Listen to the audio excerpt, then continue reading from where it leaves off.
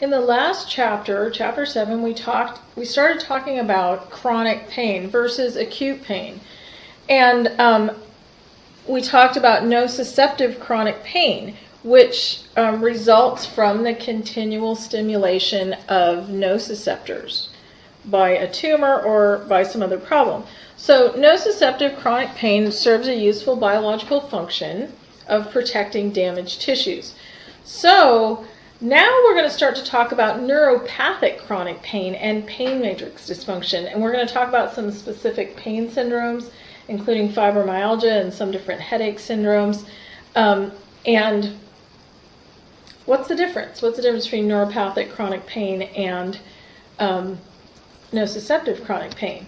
So pain, there's this idea, and it's relatively new, within the last decade, of chronic pain as disease. It's not like disease causes pain or injury causes pain, but the pain itself can be the disease.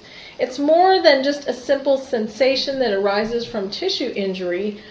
Chronic pain can involve inhibitory and excitatory circuits in the central nervous system that either diminish or amplify pain messages. So we talked about antinociception and pronociception, and we saw that areas in the brain, in the pain matrix, can either amplify or diminish pain messages for lots of different reasons. So neural mechanisms for regulating pain can amplify signals. They can create pain in the absence of noxious stimuli, and this is in neuropathic pain, that's what happens. Pain matrix dysfunction is stuff's gone awry. Things are not working correctly. And then pain syndromes can result from that.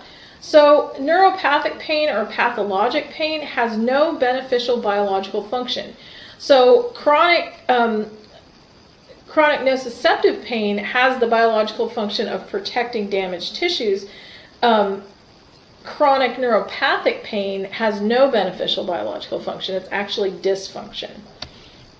So the International Association for the Study of Pain defines neuropathic pain as pain arising as a direct consequence of a lesion or disease affecting the somatosensory system.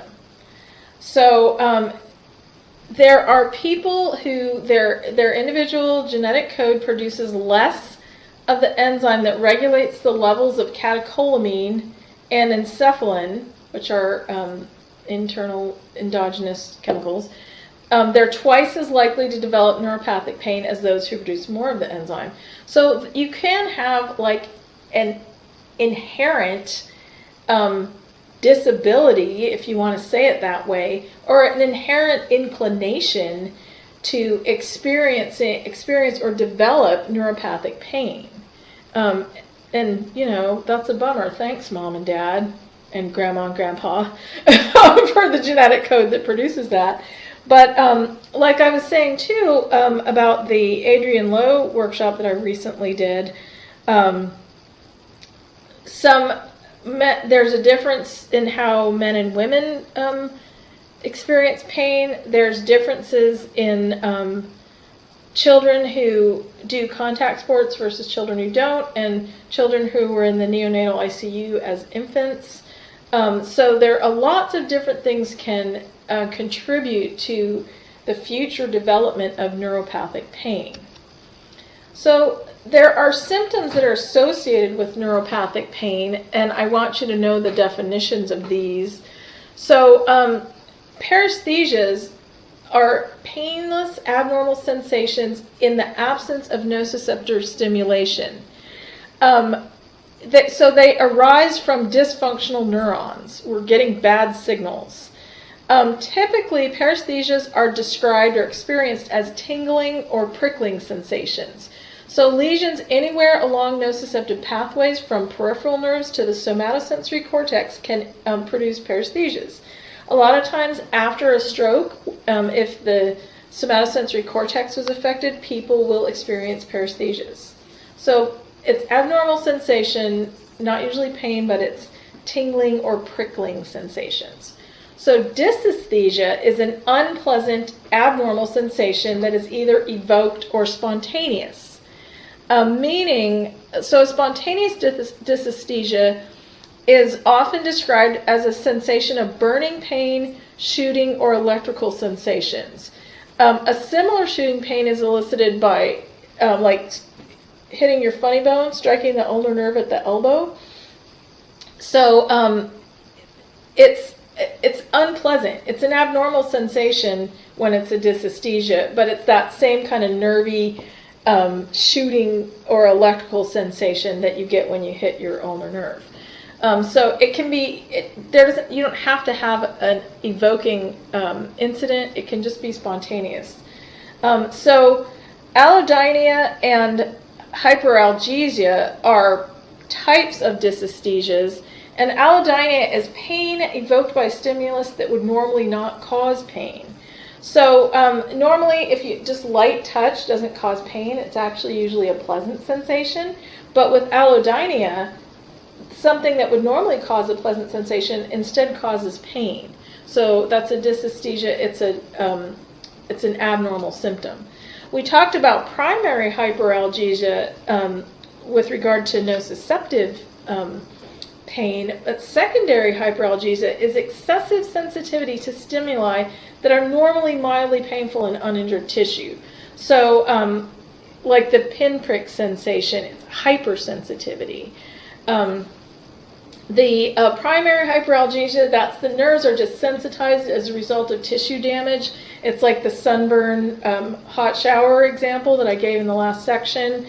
With secondary hyperalgesia, it's excessive sensitivity to stimuli that are normally mildly painful, but they seem excessively painful. So it's almost an amplification of that mildly painful uninjured tissue. So we're going to talk about 5 mechanisms that produce neuropathic pain. So normally, neuropathic pain is produced, well, in the book it says 4 mechanisms, but there's another one. So we're going to talk about the 4 that are in the book and then one more. So ectopic foci, it's basically almost like a short circuit in your nervous system. And ectopic means something that results from another location, or it's out of place. So when you have myelin damage, as in carpal tunnel syndrome, you can have myelin damage, signals from the exposed axon can actually alter gene activity in the cell body, and they can stimulate excessive production of mechanosensitive and chemosensitive ion channels. So the ion channels are inserted into the demyelinated membrane, producing abnormal sensitivity to mechanical and chemical stimuli. So that can cause some of that secondary hyperalgesia. You're actually getting a change in your stimulating genes that are producing more of those chemical and mechanical sensitive ion channels that are producing more action potentials. So the sensitivity of those to circulating catecholamines might contribute to the development of pain syndromes. So we talked about how someone can be genetically predisposed to more pain, and so this is something that has a genetic effect, which is pretty interesting. Ephectic transmission is also called crosstalk, and it occurs in demyelinated regions as a result of lack of insulation between the neurons. So say that you have a new puppy and it's chewing on the cords behind your television, and now things don't work. That's kind of the ephectic transmission. The action potential in one neuron might introduce an action potential in another neuron.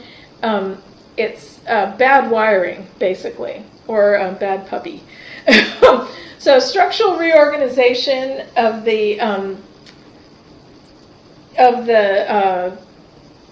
I skipped central sensitization. So excessive responsiveness of central neurons, so neurons in the central nervous system, is called central sensitization. So it often develops in response to ongoing nociceptive input, but it alters the central neural activity enough to outlast the tissue injury. So usually when you get a brief, mild nociceptive message in the central nervous system, there's a small amount of activity generated in the central neurons producing the usual level of output. But if you have a peripheral injury can induce an abnormal increase in central nervous system responsiveness that persists beyond the time that the injury is healed. So the sensitizations created by increased availability of excitatory transmitters and increased number of excitatory receptors. So central sensitization affects neurons throughout nociceptive pathways, including cells in the dorsal horn, brainstem, thalamus, and cerebral cortex. So getting intense nociceptive signals from an injury in the periphery can cause that central sensitization, and the central neurons actually produce neural output that's disproportionate to incoming nociceptive signals. So that's a bummer when that happens with structure, and so that's why we want to address acute pain as soon as possible, so we don't actually make permanent changes to our central nervous system. Structural reorganization is actually rewiring of connections in the central nervous system as a result of prolonged central sensitization.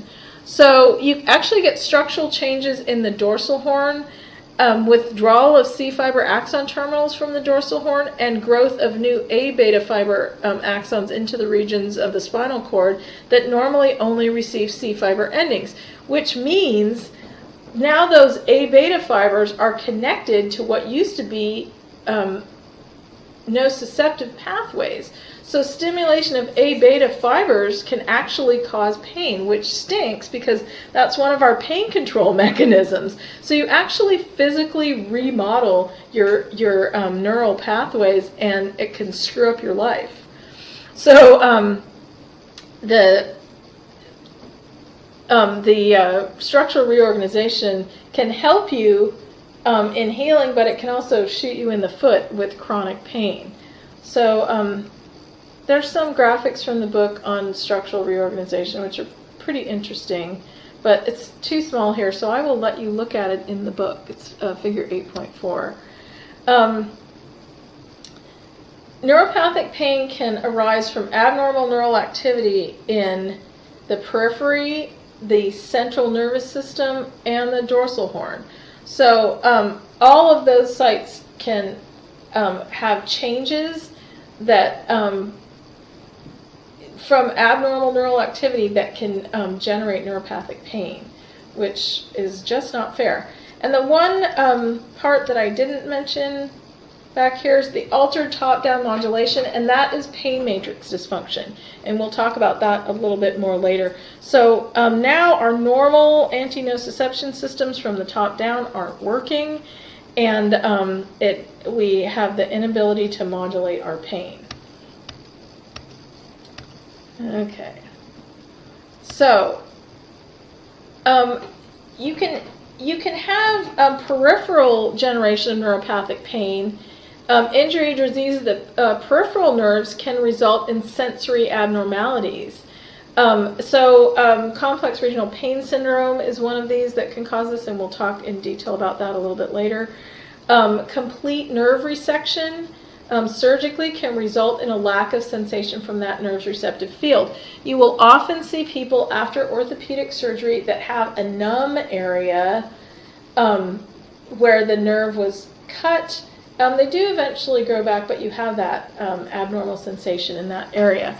Partial damage to peripheral nerves can result in allodynia and sensations similar to an electric shock, which, that's no fun.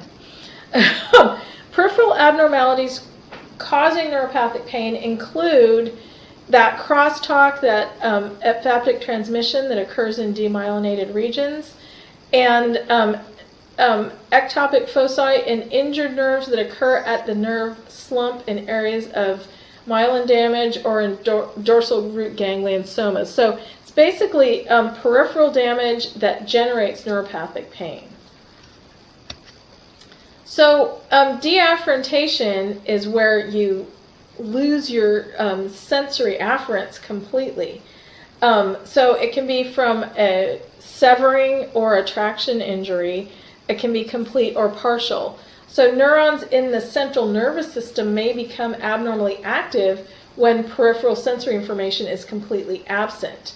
Avulsion of dorsal roots from the spinal cord produces deafferentation and causes an individual to feel burning pain in the area of sensory loss. So it's the double whammy. You have sensory loss and pain as a central response to that deafferentation. So it's like the worst of both worlds, unfortunately.